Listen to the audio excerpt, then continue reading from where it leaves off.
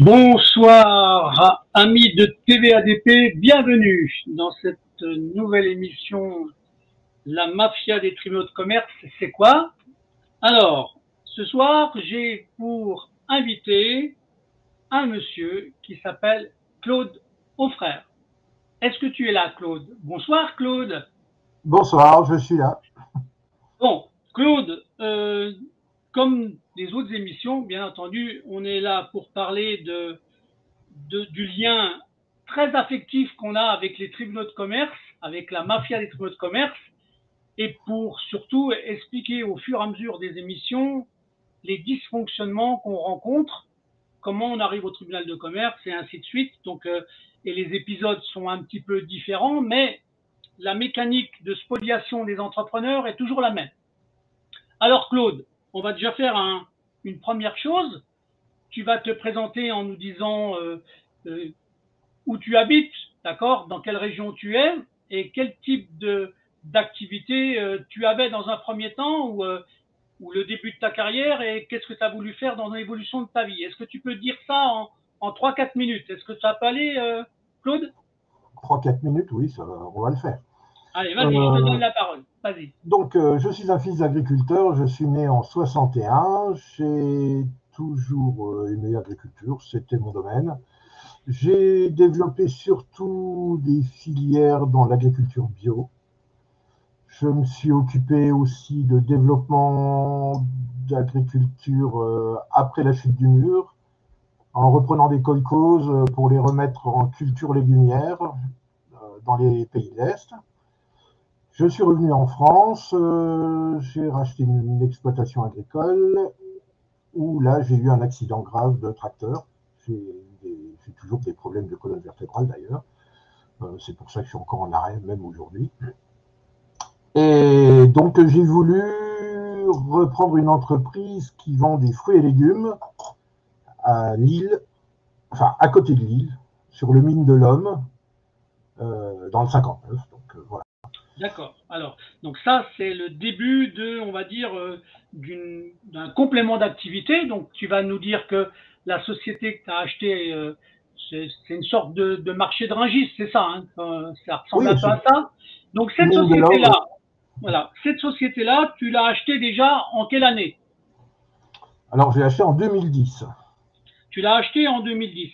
Quel était le nom de cette société que tu rachetais? Alors, la société s'appelait Espador et elle avait une holding qui s'appelait Ariba. Alors, toi, tu as acheté en priorité quoi, l'ensemble ou tu avais J'ai acheté acheté que la l'ensemble. société? L'ensemble. Donc, bon, pour que les gens comprennent, une holding, c'est surtout un outil mécanique pour la défiscalisation ou pour l'optimisation du patrimoine. Hein. À l'origine, c'est ça. Voilà. Donc, Alors, toi, tu achètes à peu près, mais dans la holding, en fin de compte, il n'y avait que la société dans la holding qui s'appelait Areba, il n'y avait que la société Espanor. oui, oui, bah, j'étais pas C'est assez ça. riche pour en mettre plus. Hein. D'accord. Non, non, mais je veux dire, parce que des fois, les holdings, tu sais, il y a surtout des sociétés immobilières, puisque c'est un outil pour l'immobilier. Donc, toi, tu achètes, on va Il n'y dire, avait pas tout ça. donc, toi, tu achètes une holding, mais pour avoir, on va dire, une sorte de statut juridique, d'accord? Oui. Et à l'intérieur de ça, tu as une seconde entreprise au sein de la holding qui s'appelle la société Espanor, qui, elle, fait du commerce, on va dire, euh, du commerce de marché au même titre que les activités de Rungis, dans le même esprit. On est bien d'accord, c'est bien ça. C'est tout à fait ça. Donc ça, c'est donc, l'achat se fait en 2010. Hein? 2010, tout ça. Et donc, tu poursuis tes activités. Et là, en très peu de temps, tu vas rencontrer et tu vas t'affronter à une obligation qui va s'appeler le tribunal de commerce, d'accord?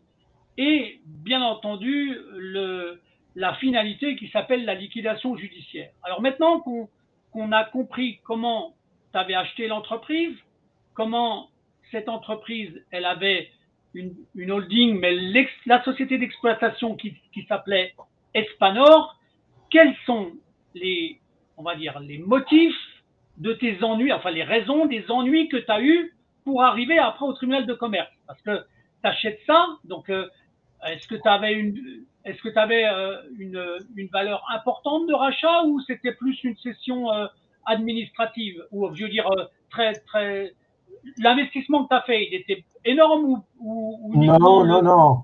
C'était des sociétés qui étaient plutôt pas en très bon état. Hein, voilà, il faut D'accord. dire ce qu'il y a, quoi. Alors, pour que les gens comprennent, soit tu achètes une société pas chère, mais à ce moment-là, tu n'as pas à gérer le passif qui va avec. S'il y avait un passif, tu n'avais pas à le gérer, à moins que, d'accord, à moins qu'on te fasse une vente et qu'on te cache le passif, parce que ça peut arriver aussi. Tout va dépendre du type de convention ou d'ordonnance qui a été rendue par un tribunal, parce que la cession, elle est passée par une ordonnance du tribunal de commerce ou elle est passée comment? Comment tu as fait l'acquisition, hein? Par le tribunal de commerce. Hein. D'accord. Donc, Donc, il a fait une ordonnance de cession. D'accord? On est d'accord. voilà. Et dans l'ordonnance de cession que tu as eue, tu avais un montant symbolique, mais est-ce que tu avais des contraintes de passif à combler ou pas du tout? Alors, normalement, non. Normalement, non. J'aime bien ton côté normalement parce que on est en train d'anticiper ce qui va se passer derrière. Donc, dans le document juridique, il n'y a pas de passif à régler. Donc, on te vend symboliquement une entreprise pour que tu la remettes en exploitation. Et là, qu'est-ce qui t'arrive derrière, Claude? C'est quoi les prémices de tes premiers emmerdes? C'est quoi? Alors, d'abord, finalement, il y a pas mal de factures qui ne peuvent pas rentrer, qui ne rentrent pas. Donc, je ne comprends pas au départ ce qui se passe. À l'époque, il y avait 650 000 euros de factures qui ne pouvaient pas rentrer. Les clients ne voulaient pas payer. Attends, parce que là, donc, ils te vendent. Non, mais ils te vendent une société en te disant qu'il y avait une forme de prévisionnel. T'avais annoncé quand même un prévisionnel avec de l'entrée de facturation, donc de l'entrée de chiffre d'affaires. C'était ça qui t'avait été. D'accord. Donc voilà, donc ça c'est pour bien comprendre, pour que les gens comprennent bien. Donc toi, on t'avait fait comprendre que tu avais grosso modo à peu près 650 000 euros de facturation à rentrer en trésorerie. Et qu'est-ce que tu découvres alors? Que des fausses factures, des gens qui avaient travaillé au black, enfin des choses énormes, et on n'a pas réussi à rentrer un centime. Enfin, je crois qu'il y a 50 000 euros qui sont rentrés à l'époque, que j'ai bien eu du mal de faire rentrer sur les 650 000. Ce qui fait que. Donc, alors, ce que je comprends pas, c'est que. Enfin, ce que je comprends pas. Ce que j'essaie de faire comprendre aux gens qui nous écoutent, les facturations, le montant, il avait été projeté par quoi? Qui c'est qui t'avait donné ce montant-là? Comment tu avais réussi à avoir une valeur de ce type de montant-là? Sur quoi tu t'appuies pour pouvoir dire ça? C'est quoi? C'est un document juridique, un comptable, un expert comptable? C'est quoi exactement? Il y avait un expert comptable, bien sûr, et bien entendu, au moment de la cession de l'entreprise, la discussion était, notre avocat, qui était là présent, dit, bon, ben voilà, il y a 650 000 euros à rentrer, donc voilà, l'entreprise, elle doit rouler, quoi, ça doit repartir. D'accord, voilà. Donc ça, c'est un avocat, c'était ton avocat qui était dans le cadre de l'affaire, de la reprise, d'accord? Éric Gardin, il s'appelle. Comment? Éric Gardin. Éric Gardin. Donc lui, par rapport au papier qu'il a lu, par rapport à ce qu'on lui a donné, il te confirme simplement une chose qui devait être sur des documents factuels. On est d'accord? Voilà. Analyse comptable, tout à la clé. Donc là, dans un premier temps, tu as l'espérance de rentrer du chiffre d'affaires et de faire démarrer l'entreprise. C'est ça la vraie raison. Mais alors, pourquoi tu m'as dit que le chiffre d'affaires ne rentrait pas, mais comme il était marqué sur certains répertoires comptables, pour que l'avocat te le dise et te le confirme, il y a un moment donné, c'est quoi la tromperie? C'est donc des fausses factures ou est-ce que c'est des factures qui sont réelles et l'argent qui a été détourné? Alors, je pense qu'il y a des deux. Il y a les deux. Il y a les deux. Ouais, il y a les deux. Donc, alors ça devient intéressant. Donc, alors là, tu vas commencer à nous donner des exemples. Est-ce que, par exemple, tu as des exemples de détournement de fonds, puisque ton chiffre d'affaires qui était prévisionnel de 650 000 euros s'annonçant on va dire sur un répertoire comptable, toi, tu dis que grosso modo, sur cette somme-là, tu vas toucher que 50 000 euros. Hein. Qui fait disparaître l'argent? Comment s'appellent ceux qui font disparaître l'argent et comment ils font disparaître l'argent?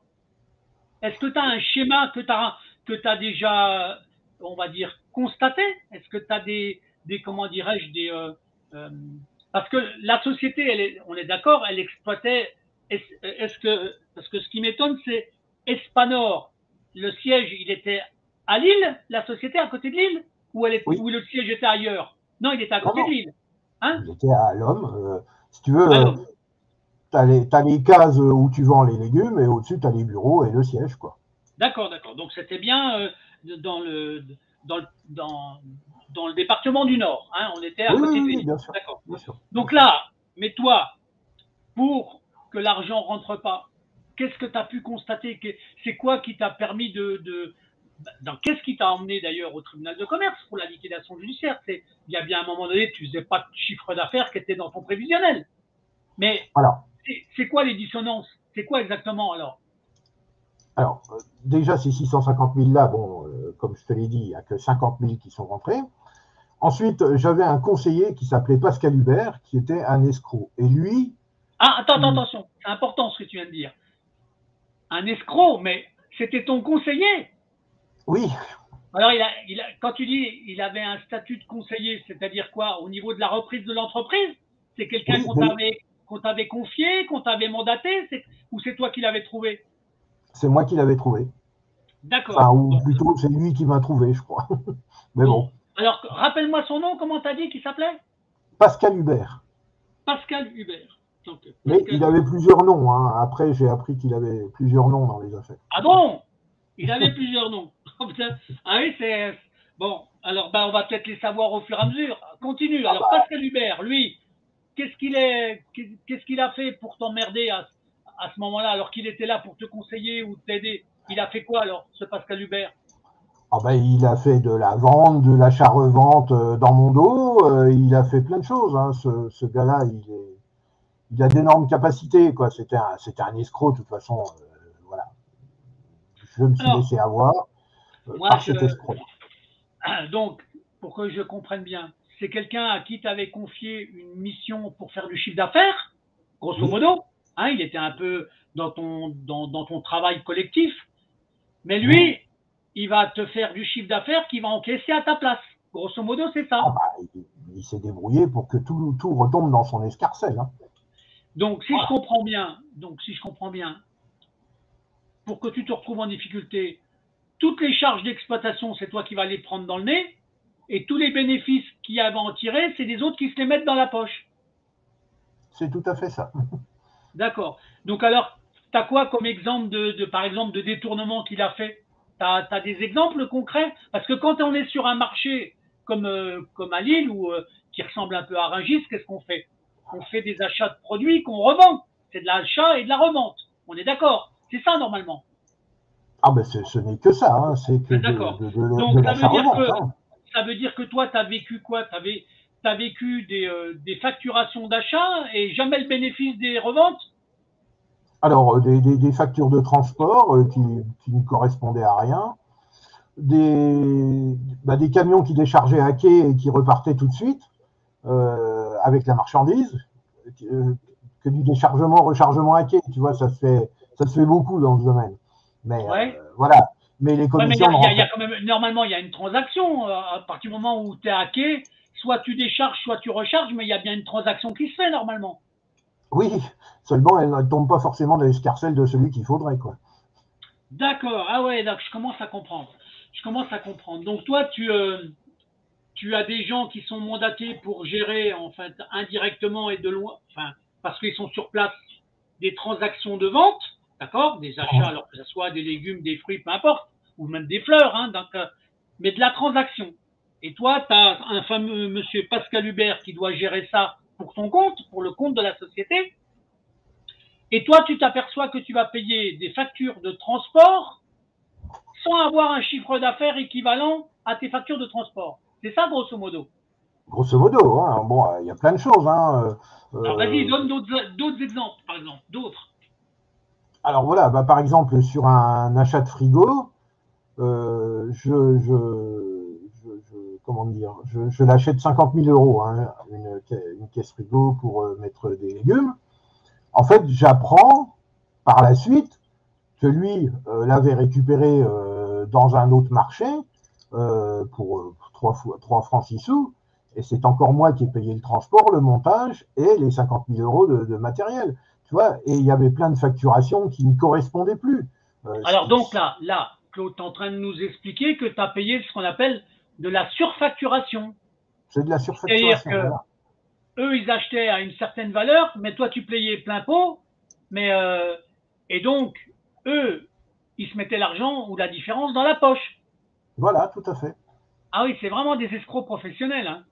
Ah bah, Donc ça c'était pour plus. des achats de frigo. Mais ils ont fait ça sur quoi d'autre encore? Parce que acheter des frigos, parce que là, il faut bien comprendre qu'il y a des centaines de milliers d'euros qui sont détournés, mais t'as quoi d'autre comme exemple? Parce que les Ah frigos, bah, c'était une partie, mais t'as quoi d'autre? Vas-y, dis voir. par exemple, bon, alors je pense qu'il y a entente avec les anciens propriétaires de l'entreprise qui s'appelait Segui. Qui Ces s'appelait comment, gens-là, pardon? Qui Segui, s'appelait Segui, Segui, d'accord. Donc ça, c'était ceux à qui tu as racheté la société. voilà. Et D'accord. si tu veux, eux connaissaient bien les clients sur le mine de l'homme, forcément, hein, ça faisait 10-15 ans qu'ils étaient là.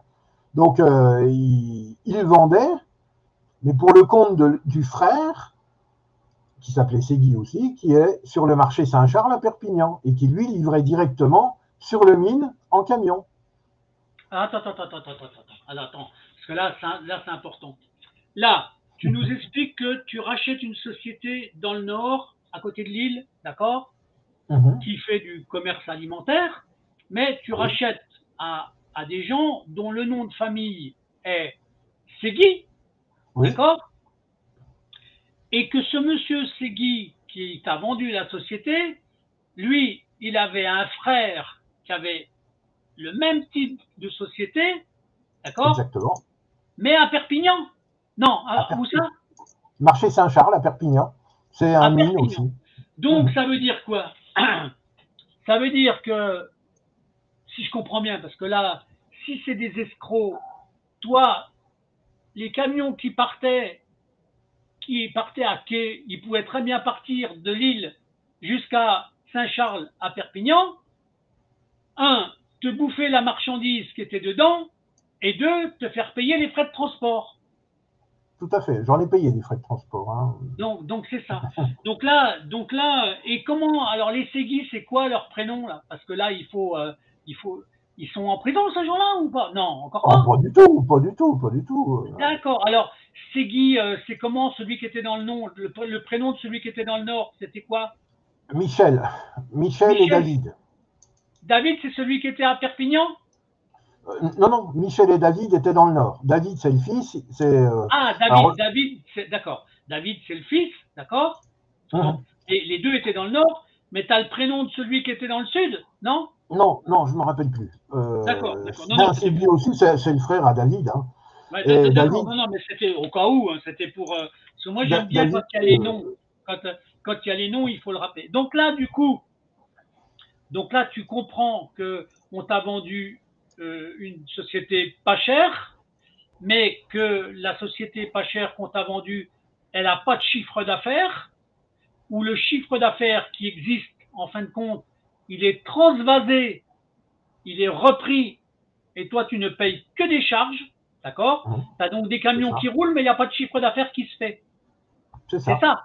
Donc, tu te demandes où est la camelote, et pour l'instant, la seule, on va dire, à peu près certitude que tu as, c'est que d'un côté, tu as un certain Pascal Hubert qui a dû s'en mettre un peu dans les poches, parce que il a peut-être profité de certaines ventes, que de ce même monsieur Pascal Hubert, il te fait acheter des produits chers, alors que lui, il les a négociés pas chers et il empoche la différence.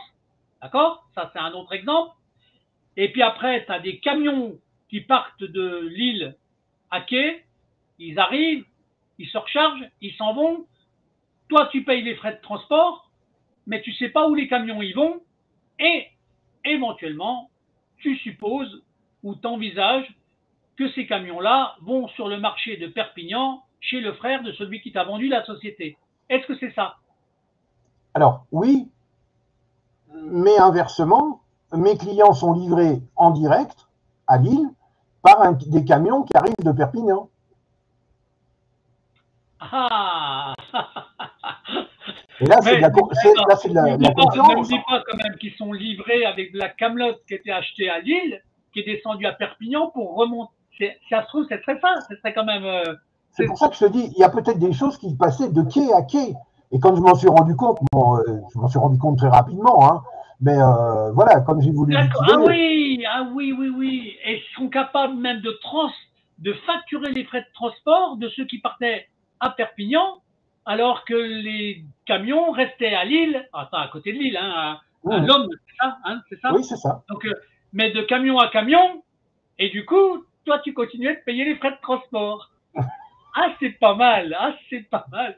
C'est pas mal comme escroquerie. C'est pas mal. C'était des Donc, en fin de champions. Hein. compte, ils ont vendu la coquille, mais à mon avis, ils avaient dû penser ça longtemps avant. Hein. Parce que soit c'est des escrocs professionnels qui font ça déjà depuis longtemps, et c'est pas la première fois qu'ils le font, d'accord? Oui, oui, il y a des chances. Soit ils t'ont vu arriver comme un pigeon, et là, t'as plongé dedans, mais à tout va. Donc, en fin de compte, les 650 000 euros, c'était, on va dire, un artifice pour t'inciter à acheter. Voilà.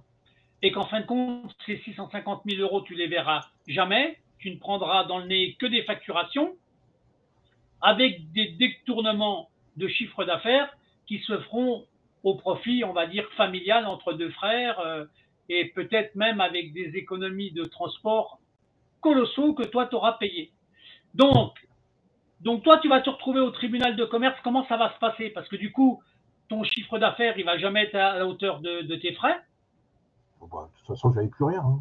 Voilà, donc tu vas te retrouver dans une situation de déficit en résultat. Donc, quand tu vas au tribunal de commerce, tu vas pour faire la liquidation d'une entreprise qui ne tourne pas, en fait. C'est ça que tu vas faire. De toute façon, j'avais plus rien, si tu veux. Je pouvais plus payer les ouvriers, on était au bout, quoi. D'accord. Donc alors, dépensé, la première étape que tu fais, tu vas au tribunal de commerce pour demander quoi? La fin de la société Espanor? Voilà, la liquidation. C'est ça la première démarche? Oui. D'accord. Novembre 2010. Voilà. Et quand tu vas au tribunal de commerce, qu'est-ce que tu fais comme déclaration auprès du tribunal? Tu vas demander la liquidation judiciaire parce que ta société ne tourne pas. Mais est-ce qu'ils t'ont arrêté un montant de passif au moment de la liquidation judiciaire ou pas? Alors, je ne comprends pas trop ce que tu me demandes. En fait, ce qui s'est passé, c'est que j'ai eu un liquidateur de nommé qui était Maître Swann, donc qui a été plutôt régulier. Attends, parce que la famille Swann, on les connaît dans le Nord. Hein. Le père ou le fils? Le fils. Le fils. Qui est le même que le père. Hein. Paix à son âme, mais c'est les mêmes voyous. Hein. D'accord? C'est pas les premiers. Moi, je te le dis, moi, j'ai la capacité de te le dire parce que j'ai des dossiers sur eux. D'accord? Le père Swann, oui, c'était un champion. Ouais, mais le fils, c'est pas mieux. Donc, bon, alors, là, toi, t'as comment dirais-je? En tout cas, c'est pas des gens qui sont toujours clairs dans leurs affaires. Hein. Franchement, loin s'en faut. Donc là, lui, il est nommé mandataire par le tribunal de commerce. D'accord? Oui. Donc, de Lille. Donc, qu'est-ce qu'il fait? Qu'est-ce qu'il déclare? Il va te déclarer en liquidation rapidement? Oh bah, tout de suite, hein, je suis déclaré en liquidation. Bon, toi, par contre, il avait sûrement des raisons, hein, d'accord? Parce que là, je pense que là, au moins, cette liquidation-là, à corps défendant pour lui, elle était relativement motivée, d'accord? Par contre, est-ce qu'il t'a arrêté est-ce qu'il t'a arrêté une comptabilité avec un montant de dette ou pas du tout? Alors, on a reçu une montagne de factures que je ne pouvais même pas aller rechercher parce que, si tu veux, on m'a interdit l'entrée du mine. À un moment, je ne pouvais plus payer les loyers, donc on m'a interdit l'entrée du mine. Et soi-disant, entre la période du début novembre à janvier, si tu veux, il y avait pour 1,5 million de factures d'arrivée. 1,5 million de factures? Voilà, et c'est le chiffre qui m'a été... alors ça, c'est quoi? Ça, c'est le mandataire qui t'a arrêté le montant des factures? Voilà, c'est ça. Donc là, attends, parce que là, c'est important. Parce que dans les tribunaux de commerce, quand on a une liquidation, ça s'appelle, on en fait un arrêté comptable qui s'appelle le passif. D'accord? Ça veut dire que le passif, il est enregistré par le tribunal de commerce, mais notamment par le mandataire qui a l'obligation de faire une déclaration au BODAC. D'accord? Oui. Le BODAC, c'est ce qui va répertorier le montant de tes dettes. Donc ça veut dire, est-ce que toi, tu disposes d'une synthèse de ton passif avec le montant que tu me dis d'1,5 million? Est-ce que tu l'as, ça, ce document-là? Oui, oui, je l'ai. D'accord. Donc ça, c'est très important. Il est Donc, chez mon comptable aussi. donc là, tu te retrouves avec des factures, mais que tu n'avais jamais reçues. Que je ne connaissais pas, des gens que je ne connaissais même pas. Donc là, ça devient important pour que les gens comprennent. On, on te facturait ta boîte à Lille, tu n'avais pas les factures, mais les gens qui facturaient, est-ce que c'est des sociétés qui vendaient de la marchandise et que la marchandise, tu l'avais pas payée, alors qu'ils la revendaient, ils encaissaient le bénéfice? Parce que c'est ça qui s'est passé en fait. Est-ce que c'est bien ça? Oui, oui. Alors, le plus compliqué en plus dans cette affaire, c'est qu'il y a des clients belges. Si tu veux, j'ai des revendeurs belges qui sont pas touchables ou pas joignables. C'est très compliqué, quoi. Alors attends. Quand tu dis des revendeurs belges, c'est moi ce qui bah, non, j'ai pas le passif sous les yeux, d'accord? Est-ce que tu avais déjà est-ce que le est-ce que le montant des factures, parce que je vais te poser une question qui est très importante pour moi dans la manière des gens, pour que les gens comprennent.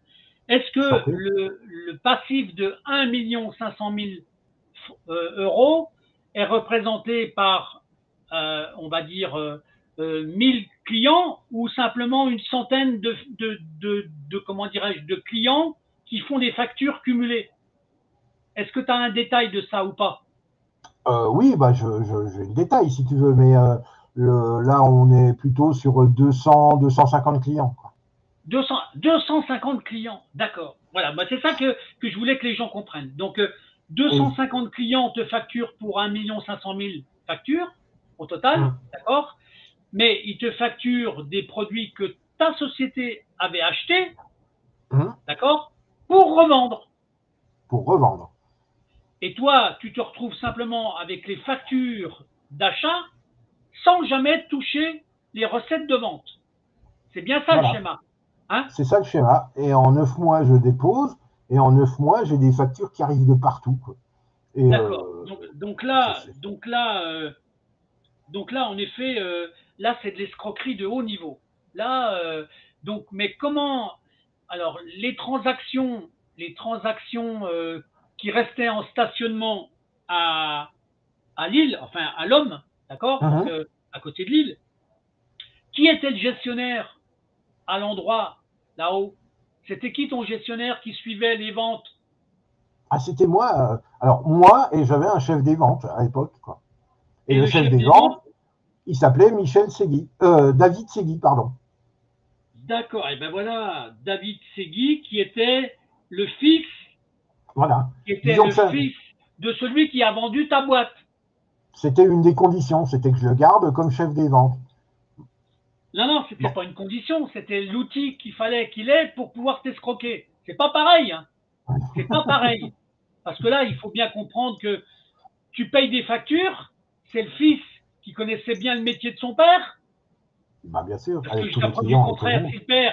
si le père demande qu'il reste, c'est qu'il avait des raisons. Donc on a le droit de l'accuser d'escroquerie dans ce qu'il est en train de faire. Après, il demande de garder son fils pour pouvoir mieux t'escroquer. D'accord? Donc là, Ah oui, oui, c'est parce que ça. là, il ne Hein. faut pas avoir peur des mots, c'est de l'escroquerie quand même. D'accord? C'est de l'escroquerie, oui, tout à Donc, fait. Hein. donc le fils qui s'appelle David Segui, alors que son papa, lui, s'appelait Michel, Michel, oui, c'est Michel, ça. qui t'a vendu la boîte symboliquement, mais il laisse son fils à côté de l'île, au marché, pour pouvoir faire les transactions. Voilà. Et il séquestre des factures d'achat que tu dois payer au titre de la société, Donc ça, tu vas te les prendre dans le museau que quelques mois après parce que tu savais même pas qu'elles existaient. Les seules choses qui t'obligeaient à payer rapidement, c'était les frais de camion, les frais de transport, les frais. C'était ça que tu payais, d'accord? Oui, Mais par contre, toutes les recettes de vente, dont une grosse partie de vente éventuellement en Belgique, c'est ça? oui, oui, Tout oui, ça, oui, oui. tout ça, tout ça, tout ce chiffre d'affaires-là, des ventes par rapport aux achats faits, toi, t'en vois jamais la couleur et tout disparaît. C'est ça? Partiellement, hein, j'en voyais quand même un peu, hein, faut pas T'en voyais un exagérer. peu, d'accord. Bon, alors d'accord, j'ai exagéré. Donc, mais en tout cas, la couleur que tu voyais ne représentait pas la réalité Le... par rapport aux factures qu'on t'a mis sur le nez. Ah bah D'accord? oui, oui, oui, oui, c'est clair. Donc, là, il y avait un système de blanchiment et de détournement d'argent, d'accord? Pour que les gens aient une sorte d'image. Si tu prends 1 500 000 € de facture, c'est quoi le chiffre d'affaires que tu as encaissé derrière? Bah, logiquement, j'aurais dû encaisser entre 2 et 2 millions, 2 millions 2. Voilà. D'accord. Et au lieu d'encaisser ça, t'as encaissé combien? Oh, j'aurais du mal de te dire, mais pas un, quoi. Il me manquait déjà ça. Même pas un Même million. pas un million, voilà. Donc ça veut dire que déjà, en 9 mois d'exercice, c'est ça? 9 Ouais, mois? c'est ça, mais c'est pour ça que j'ai Donc liquidé tout de déjà en suite. 9 mois d'exercice, tu prends par rapport simplement à la facturation plus de 500 000 € dans le nez. Hein, Par rapport à la facturation. voilà. Et donc ça, c'est déjà sur la facturation. Si on dit que dans ce type de marché, le coefficient, allez, on va être tranquille, on va dire un coefficient à 60, à 70, d'accord? Donc, Ouais, quelque hein, chose à du peu genre, ouais. près, Ouais, à peu c'est près, ça. ouais. Donc, ça veut dire que non seulement on t'escroque sur la facturation de 500 000 €, mais en plus sur le gain des ventes, on te vole plus d'1 million d'euros. Hein, voilà, c'est ça. D'accord. Donc là, les coupables, le premier des coupables, c'est le fils David Segui, qui était à la Ah oui, tête oui, oui. de la gestion, et, et au niveau des employés que tu avais à l'homme, à Lille, sur le marché, tu avais combien de personnes en personne? Tu avais combien dans le personnel? Tu avais combien de personnes qui travaillaient pour Cinq toi? personnes. Cinq 5 personnes. personnes. Donc, donc là, ça veut dire quoi? Ça veut dire que, est-ce que la masse salariale, c'est toi qui l'as payé quand même ou pas? Bah oui, oui, oui, oui. D'accord. Donc, J'ai même tu payé avec avais. mes deniers, quoi. Voilà, donc là, d'accord. Donc ça, ben, tant que ça marche et tu t'aperçois au bout de 9 mois que ben, tu es en plein déficit, que le montant des factures, parce que tu n'avais même pas les factures. Tu n'avais même pas Bah, les factures. même pas les factures. Je te dis, elles sont arrivées après. Elles sont arrivées chez Swan. Swan, il m'a appelé, il m'a dit, écoute, il y a 1,5 million de factures d'arrivée qui sont arrivées du mine, qui étaient dans ta boîte aux lettres, quoi. Putain, mais c'est invraisemblable. Donc là, alors bon là, Swan, il a un arrêté comptable, donc là, on lui dit respect, hein, même s'il n'est pas toujours clair, mais en tout cas, sur ton affaire, il a répertorié les factures qui étaient attachées à la société Espanor que tu C'est avais ça, repris. D'accord? c'est ça. Donc ça veut dire que le représentant de la société Espanor, qui est le fils de celui qui te l'a vendu, d'accord? On est Hein, d'accord? oui, oui. Il va faire un empilement des factures dont toi, tu n'auras pas la connaissance. Tu en recevras de temps en temps, parce que comme tu reçois un peu de chiffre d'affaires, d'accord, il faut qu'il y ait au moins quelques factures que tu reçoives et que tu aies des Bien sûr. justificatifs d'encaissement. Donc là, on est à peu près d'accord. Mais tout le reste, c'est une organisation de détournement de fonds par le biais du fils d'un patron qui t'a vendu la boîte, d'accord? Peut-être en complicité par un tonton dans le sud de la France, peut-être, d'accord? En tout cas, je ne sais pas si tu as pris dans ta comptabilité des factures de transport qui viennent de Perpignan, mais si tu prends des factures de transport qui viennent de Perpignan, il y aura de la complicité induite, d'accord? C'est Ça, sûr. ça, ça me paraît évident, d'accord? Par contre, par contre, dans les, euh, dans les gens qui achètent, dans les gens qui achètent, dans les chiffres d'affaires que tu as fait, tu as dû avoir quand même des factures d'encaissement avec des clients. Oui, bah heureusement. Autant, autant, autant tu m'as dit tout à l'heure, tu avais à peu près 250 fournisseurs dans ta dette, dans tes Mhm. nombres de clients. Dans tes nombres de clients, tu avais combien de clients à peu près en nombre? Tu en avais à peu près T'as une idée, non, à peu près? Alors, bon, si tu veux, il y avait une dizaine de grands comptes, Une et dizaine de grands ensuite, comptes. il y avait environ, peut-être, euh, allez, encore 200 clients, si tu veux, mais D'accord, ouais. ça allait du petit commerce de quartier à la petite supérette, quoi. Voilà. D'accord. Donc je pense que les détournements dans ce genre d'escroquerie, c'était surtout sur les grands comptes, à mon avis, hein, Oui, oh, bah oui, oui, oui, pour c'est que ça clair. chiffre très très vite. Donc bon, ce serait bon, bien sûr, il y aurait fallu faire des recoupements, des recollements pour arriver à voir. Mais bon, là, tu es tombé dans une intrigue. Donc après, Swan, lui, il constate que tu as un chiffre d'affaires qui est inférieur au montant de tes facturations et il décide de faire une liquidation judiciaire de la société. Je suppose que c'est ça. Oui, oui, bah oui, oui, une liquidation D'accord. directe. Bah oui, parce que là, tu as un différentiel. Si tu encaisses 1 million et puis que tu as 1 500 000 € de facture, c'est sûr que là, en 9 mois, ça peut pas aller très loin. Hein. D'accord. Donc ça se passe en quelle année? En 2012, je crois, c'est ça? 2010, Alors 2010. J'achète en 2010? mars, j'achète en mars 2010 et je liquide en novembre 2010. Oh la Enfin, je vache. dépose aujourd'hui novembre 2010. Mais il valait mieux, hein. C'était pas la peine d'aller plus loin. Hein. Ah non, non, mais attends, mais là j'ai compris. Donc, résultat des courses. Donc, et en novembre, donc en 9 mois, donc là, tu déposes la société Espanor en liquidation judiciaire. Mmh. D'accord? Voilà. Qu'est-ce que ça a comme conséquence derrière pour toi? Parce que là, pour l'instant, il te reste encore la holding, qui était normalement la coquille vide des statuts, c'est tout. Elle servait Oui, c'est tout. simplement à Bah, avoir des. Donc, donc là, la première société Espanor, le jugement de liquidation, là, toi, tu te mets en liquidation judiciaire au mois de novembre, mais le jugement, il est rendu immédiatement dans la foulée ou pas? non, non, 2012, il est rendu. 2012, d'accord. Et là, tu peux m'expliquer pourquoi entre novembre et entre novembre 2010 et 2012, qu'est-ce qui se passe? Pourquoi ils donnent une période d'observation? Ils te donnent quoi? J'essaie de comprendre. Quand tu y es allé en 2010, en novembre 2010, c'était pour demander une liquidation judiciaire. Oui, oui, oui, oui, D'accord? oui. Et la liquidation judiciaire n'intervient qu'en 2012?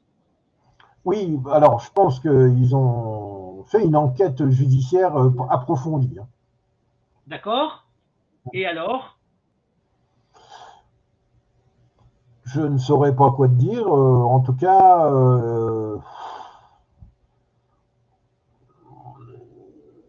cas, voilà, la liquidation, ils m'ont mis 15 ans d'interdiction de gérer, ils m'ont mis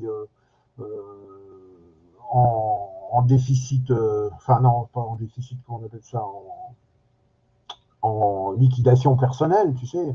Ah oui, Euh, liquidation en nom propre. En nom propre. voilà, Ouais. en nom propre. Enfin, ils m'ont mis tout à ma charge, quoi, voilà, pour finir. Non, Et d'accord. Donc donc, là, je donc ça dois veut dire toujours. que il y a. Mais toi, est-ce que tu avais déposé plainte ou pas? Tu avais fait un dépôt de plainte, toi, ou pas? Alors, alors là, oui, j'en ai fait plusieurs des dépôts de plainte. Et dis-toi bien que tout a été classé sans suite. Sans suite. Et alors les Au dépôts de doyen plainte. des juges. Alors, les dépôts de plainte, ils ont été adressés où? À quel tribunal? Tribunal de Lille. Tribunal de Ok. Lille. Ah ben là, ça c'est, c'est, Et ça c'est vraiment. la plainte contre Michel Segui, c'était au doyen des juges. Et Alors, je l'ai redéposé encore une fois il y a un an. Mais bon rien, alors, moi rien, je t'explique, aucun je résultat. t'explique. Alors je t'explique, hein, pour que tu comprennes bien, dans les travers des tribunaux de commerce, ce qui peut y arriver, si Michel Segui, il devait être connu dans ce Ah oui, monde-là, oui, écoute oui. bien ce que je vais dire, écoute bien. Est-ce que c'est Michel Segui qui t'a vendu la holding Areba? Alors là, c'est encore une autre Attends, escroquerie, attends, ça. attends, attends, je te pose la question. Est-ce que c'est bien Non, Michel? C'est quelqu'un d'autre? c'est quelqu'un d'autre. D'accord. Mais, donc là, il faut que tu comprennes que une, une holding a une fonction, une holding, c'est surtout un outil fiscal pour Oui. optimiser les gains et les achats immobiliers. Qu'est-ce qui se passe dans les tribunaux de commerce? Par le biais des mandataires judiciaires. Je te donne des schémas qui existent. Parce que peut-être que le schéma dont je vais te parler, il va recouper ce que tu as vécu, sans que tu le saches. D'accord? Dans certains tribunaux de commerce, dans beaucoup de tribunaux de commerce, les mandataires judiciaires achètent des juges par un mécanisme très simple. Quand ils saisissent ou qu'ils dépouillent un entrepreneur, on leur pique leurs biens immobiliers, d'où l'intérêt d'avoir une holding, d'accord? Et les juges rachètent à moindre prix les biens immobiliers spoliés des entrepreneurs. D'accord? Écoute bien, ça c'est un mécanisme qui existe. Moi j'ai des maçons à qui c'est arrivé, j'ai des tribunaux en France à qui c'est arrivé, et ça s'est reproduit plein de fois. Et là, des fois, il y a même, des fois, ce sont même des élus politiciens qui rachètent les biens immobiliers. D'accord? Donc la corruption, elle se fait à ce niveau-là. Ça fait qu'un juge, à un moment donné, lui, eh ben, si jamais il a fait des affaires sur des liquidations, sur des achats par le mandataire, d'accord? Quand il y aura une enquête, comme toi, pour ton dossier, on va verrouiller l'enquête simplement parce que ça va toucher des gens avec qui des affaires ont été faites. C'est ça, c'est pour ça que ton dossier il est verrouillé. Et alors là, je serais prêt à parier. Je me mets qu'une main à couper parce que je voudrais garder l'autre quand même, d'accord? Je suis à peu près sûr que tu as de la franc-maçonnerie collégiale à ce niveau-là, d'accord? On regardera les noms. J'ai un ami, je vais donner son nom, avec qui je gère le fichier des francs-maçons de France, d'accord? Il s'appelle Julien Didier Garofalo. Si tu es là ce soir à l'antenne, Julien Didier, je te salue, d'accord? Quand je donne un nom, il a tous les fichiers des francs-maçons de France. Pourquoi? Parce qu'on s'aperçoit qu'ils ont un mécanisme de protection entre eux et ils font des affaires entre eux. Mais toi, le justiciable lambda, là, t'es dans la Meuse, toi, hein, c'est ça? Ouais. Toi, t'es le petit paysan du coin, ils en ont rien à foutre de ta gueule, pour parler très clairement. Et s'ils peuvent te spolier, bah, ils font exactement ce qu'ils t'ont fait à toi. Par contre, l'enquête, par contre, la plainte. Parce que quand tu dis que tu as déposé plainte, tu en as déposé combien de plaintes au total? Alors, une contre Michel Segui et une contre David Segui. D'accord, d'accord. Donc, et ça n'a rien donné, en fait. D'accord? Absolument rien. Bon, c'est pas grave. Enfin, c'est pas grave. Si, c'est grave, mais pour l'instant, je t'ai montré le type d'intrigue et le type de mécanisme que tu as subi. D'accord? Maintenant, il y a la deuxième étape, c'est que tu avais aussi acheté une forme de holding qui était une forme de coquille vide, mais qui était, on va dire, simplement un cadre statutaire. Parce que la holding, on t'a vendu la holding, à l'intérieur, on t'a vendu que la société Espanor. D'accord? Ouais. Mais il devait y avoir d'autres activités que tu n'as pas eues, qui avaient dû être vendues avant ou ailleurs. D'accord? La société Areba, qui était une holding, elle avait obligatoirement de la propriété immobilière, puisque c'est la fonctionnalité, c'est l'outil majeur pour optimiser les achats immobiliers et de faire du patrimoine immobilier. Toi, quand tu l'as acheté, c'était simplement parce qu'elle avait le statut, on va dire, de copropriétaire de la société Espanor. C'est ça? C'était dans le but de s'occuper de la société Espanor, quoi. Voilà. Voilà, c'est ça. Ça, c'est ce qu'on t'a vendu pour te faire croire ça. D'accord? Il devait y avoir, à mon avis, des intrigues. Elle ne gérait quoi alors? Le lien qu'il y avait. Qu'est-ce que la société Areba facturait à Espanor? Du conseil par l'intermédiaire de mon conseiller Pascal Hubert. D'accord, ben voilà, tu as tout compris. Donc, Pascal Hubert, bon, c'était aussi, à mon avis, il y a de la complicité, tout ça, vachement bien organisé. Donc, du coup, Areba, comme il n'y a plus de société Espanor, donc elle va passer à la trappe aussi alors. 2014, elle est liquidée. Et mais là, par contre, il ne devait pas y avoir un gros déficit parce que non. J'avais à l'époque, je devais un peu d'URSSAF, je devais un peu le côté régime obligatoire, c'est ça? Voilà. Et je crois qu'il y avait 33 000 que je devais à l'époque. D'accord, d'accord. Bon, là, mais là, c'est une liquidation par conséquence, puisque les gens Oui, ont compris que tu avais cette holding-là, mais la holding avait un mandat, on va dire, de, de, de conseil avec la société Espanor. Mais là, on ne peut oui. pas dire qu'elle t'ait vendu des bons conseils, hein. D'accord? Parce que là, franchement, donc ce qui sera intéressant pour t'aider, parce que moi, ce qui m'intéresse, c'est que les gens comprennent bien les mécanismes de la justice. Et dans une liquidation judiciaire, toi, ta liquidation judiciaire, elle est attachée simplement à ce qu'on t'a vendu une société foireuse. Donc, tu vas au tribunal de commerce, mais, mais, dans le tribunal de commerce travaille aussi avec des mandataires liquidateurs. Quand le mandataire devient liquidateur, d'ailleurs, c'est très souvent. Donc là, il se trouve qu'il y a un nom que moi je connais, que j'ai côtoyé. Euh, Même si tu arrêtes ton montant du passif, d'accord? On a dit 1 500 000 € de facture. Hein. Donc il a les justificatifs. Toi, tu déposes des plaintes, mais il n'y aura pas de lien entre le mandataire judiciaire, les plaintes que tu vas déposer Non. et la finalité de ton dossier. Donc là, tu t'aperçois quoi? Tu t'aperçois qu'il y a un dysfonctionnement qui est majeur. Tes plaintes, pourquoi elles ne vont pas au bout? Parce que tu annonces des noms, tu donnes des noms. Et à mon avis, ce monsieur-là, je serais curieux de savoir, mais je te le dirai, hein, je te dirai s'il fait partie du réseau. Ce qui sera important, c'est que tu me donnes après le nom des juges qui sont dans tes procédures, Mhm. le nom des gens qui étaient responsables de ton enquête, de ton enquête. Moi, j'ai une amie dans le Nord, là, avec un autre mandataire, où ils essayent de lui voler sa maison pour une facturation de 2 500 €. Ils essayent de lui voler une maison de 300 000 €. D'accord? Ah, oui. C'est pas dans le, c'est à Douai exactement. D'accord? À côté de Douai.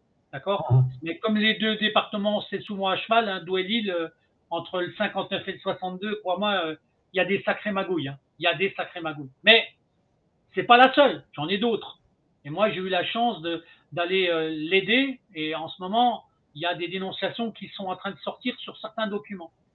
Toi, pour l'instant, la malchance que tu as, euh, c'est que tu as acheté à un mec qui avait des complicités sur le Nord, que tu as confié ta gestion à un conseiller dans la partie de la holding qui s'appelle Pascal Hubert, et surtout la malchance que tu as eue, la malchance, c'est d'avoir été obligé de suivre celui qui t'a vendu la boîte, Michel Segui, de prendre son propre fils comme gestionnaire de ta boîte à l'homme, donc à Ouais, côté de l'île. D'accord? Là, là, tu t'es mis un coup de pistolet dans la tempe. c'est pas le seul. C'est pas le seul. Non, mais voilà. Donc là, qu'est-ce que t'as? Parce que là, on a déjà presque. Ah, putain, on a bien parlé déjà. Tu te rends compte? Il nous reste 7 minutes. Mais si tu avais un ou l'autre, deux grands points complémentaires ou des points, parce que je suppose que qu'il y a dû y avoir en plus là-dedans. Qu'est-ce qu'il y aurait comme anecdote très particulière que tu aurais à ajouter dans l'intrigue de ta boîte? Ah. Écoute, la liquidation d'Ariba, par exemple, je me suis retrouvé avec, à la fin, 360 000 € de dette aux impôts, en partant de 33 000. Hein. Ben, des impôts, mais pourquoi? Alors, ils ont, si tu veux, ils m'ont envoyé toutes les relances ou toutes les demandes de paiement à une ancienne adresse où je n'habitais plus. C'est-à-dire, ils se sont. Parce qu'ils l'ont envoyé au siège de la société Areba d'avant et Voilà, au siège ils de ne la sont pas société. occupés. Mais tu avais fait un transfert de siège social. Non, j'avais pas fait de transfert de siège social. Ah, Ils m'ont d'accord. envoyé tout. Non, c'était ma faute là. Sur ce coup-là, D'accord, c'était d'accord. ma Non, faute. c'était pour savoir. C'était pour savoir. Mais tu étais allé les voir pour leur dire? Ah ben oui, oui, je suis allé les voir pour leur dire. Ils m'ont dit non, non, mais vous voyez ça avec votre liquidateur qui était maître de Christet à Bar-le-Duc. Mais débrouillez-vous avec votre liquidateur. Le liquidateur n'a absolument rien fait. Il ne voulait même pas prendre ma compta. Les impôts de Bar-le-Duc ont créé une compta, puisque soi-disant qu'ils ne l'avaient pas trouvée, la mienne. on peut le comprendre. Et ensuite, ils m'ont dit, bon ben voilà, vous devez 360 000. Et là, Voilà, donc dernièrement, là, alors, bon, là, on va dire, là, on rentre dans un mécanisme administratif qui est con. Hein, je vous dis, bon, c'est pas forcément ce qu'il y a de plus malhonnête, mais c'est surtout con et discipliné. Donc, comme ils n'ont pas de chiffres, ils les inventent et ils essayent de refaire des coupes. Donc, pour peu qu'ils aient vu le montant des facturations de la société d'exploitation d'avant, ils font des arrêtés comptables qui sont, on va dire, presque imaginaires. Quoi. Il n'y a pas de réalité. Mais toi, tu avais un expert comptable pourtant dans ta boîte ou pas? ah bien sûr, j'avais un comptable. Hein. Ben Pour alors arriver, il y lui, avait un comptable. comment il a fait ça pour contrôler tout ça? C'est ça. Là, il y a un moment donné, comment les recoupements comptables sont faits? Ah, mais il n'y a aucun recoupement comptable, si tu veux. Maître de Christet, qui était le liquidateur, n'a jamais transmis la comptabilité. Il s'en foutait royalement. Et à la fin des comptes, je me retrouve avec des 360 000 euros à payer. D'ailleurs, ils m'ont saisi des terrains, ils m'ont saisi tout un tas de trucs. Je suis dans...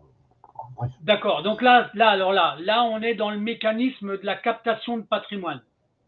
D'accord? Ça, c'est mécanique. Tu avais amené des biens personnels en caution qui garantissent.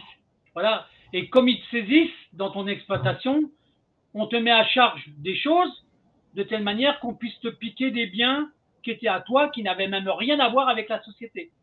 Complètement. D'accord? Ça, c'est mécanique. Hein. C'est ce qu'on appelle la spoliation organisée. On crée de la dette, pour pouvoir te piquer des biens. Mais ça, tu l'as vécu. Donc l'administration, là, elle est fautive. Et tu as eu la malchance de ne pas avoir des cabinets comptables pour te défendre, des commissaires aux comptes pour te défendre. Donc, et là, à mon avis, tu es dans un réseau de franc-maçonnerie de haut niveau. D'accord? Là, maintenant, je suppose même que des anecdotes, je n'ose même pas imaginer ce qui a pu se passer avec la franc-maçonnerie, avec la Belgique. Oui, oui. Parce que si ça se trouve, il y a dû y avoir du guignolage. Parce que tu te souviens, je ne sais pas si tu te souviens, mais la Belgique, elle a une particularité avec le Nord. D'accord? Souviens-toi de l'affaire Outreau. Hein, d'accord? Alors, tant qu'on se tape comment dirais-je, de la prostitution, des filles qui sont faciles, tu vois, ça existe dans le Nord, ça. D'accord? Si ça se trouve, dans ton commerce, il y en a eu, hein, ça se trouve. Ah ben, c'est sûr, il y en avait. Ah bon, tu vois, je disais ça comme ça, mais en plus, il y en a. Il y en avait. Mais pourquoi? Parce que ça m'étonne même pas. Donc Les après, grands comptes, certains grands comptes étaient invités en Belgique pour aller acheter des fruits et légumes. D'accord. Ah oui, donc là, et c'était des filles en tutu qui les servaient, non? Ah, c'est ça? Hein? Ah ben, écoute, moi j'étais pas là, donc je peux pas savoir. D'accord, d'accord. Mais non, parce que dans les dysfonctionnements judiciaires avec la magistrature consulaire, tu sais, moi, ça fait 15 ans que j'étudie des mécanismes. J'essaie de savoir où va l'argent. Quand je le dis, je le répète, je veux que les gens le sachent. Hein. Donc, tu as 400 mandataires qui bousillent en moyenne 50 000 entreprises en moyenne par an. Et quand tu te poses la question où va l'argent, crois-moi, il y a des fois, quand tu fais certaines découvertes, et heureusement que je travaille avec des lanceurs d'alerte qui sont des spécialistes dans certains domaines. Mais moi, si j'avais un, un, une chose à te confirmer, par exemple, moi j'ai découvert que dans certaines procédures de liquidation judiciaire, quand on liquidait un jeune couple, par exemple, on leur piquait tous leurs biens, ils y laissent tout.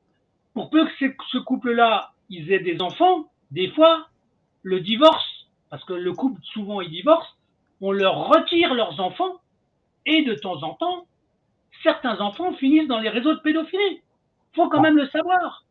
On en a parlé hier, hein, je te l'ai dit. Hein.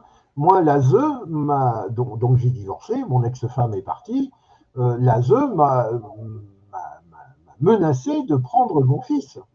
Donc là, alors tu vois, donc ça, c'est encore un mécanisme l'ASE. On aura une émission sur TV ADP bientôt avec le domaine des enfants, parce que justement, les liquidations judiciaires entraînent dans beaucoup de cas l'enlèvement des enfants du couple qui a été liquidé. Ça, c'est clair. Et derrière, je te laisse le libre arbitre ou comment dirais-je, la manière de penser. La preuve, c'est que si toi, tu l'as vécu par l'ASE, tu te doutes bien que ça existe aussi dans d'autres départements. Hein, donc, Ah oui, oui, l'ASE, oui, bien sûr. d'ailleurs, tu te demandes s'ils ne sont pas spécialisés là-dedans.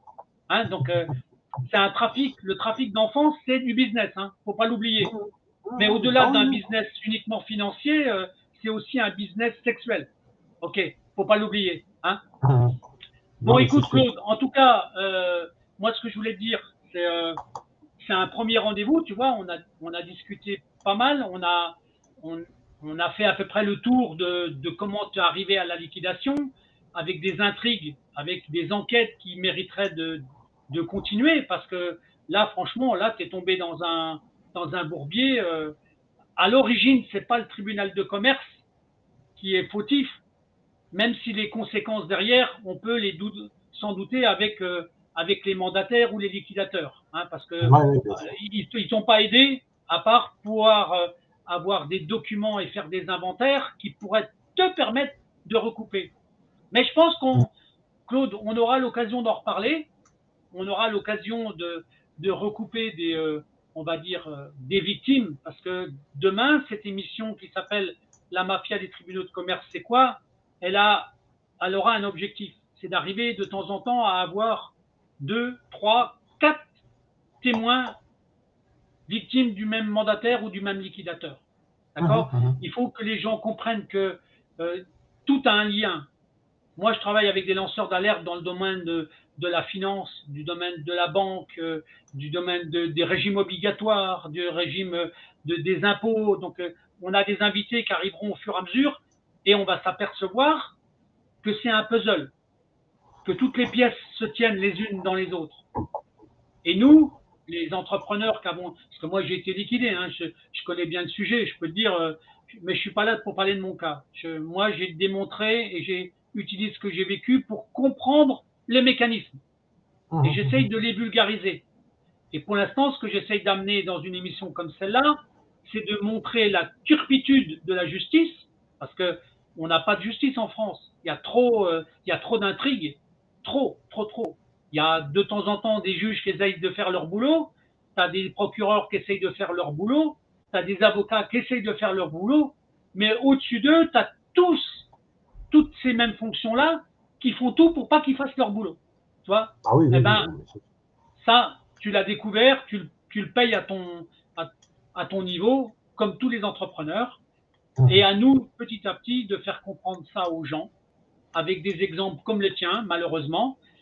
Mais on n'en restera pas là et on aura l'occasion de refaire revenir dans un entretien général. En tout cas, nous, on va rester en contact, d'accord? Bien sûr, Et bien je sûr. voulais que tu aies la parole ce soir pour raconter un peu la turpitude que tu as vécue, en fait. Parce que là, Ouais, ouais. c'est, Mais tu c'est, sais, on parle beaucoup par le biais d'Internet avec des amis, et il y en a beaucoup d'entrepreneurs ont le même modèle, quoi. On est parti sur le bien sûr, truc. d'où l'importance des témoignages. Ben, je pense qu'en plus, on a des liens communs avec des victimes, hein, Ouais, des ouais, noms. bien sûr.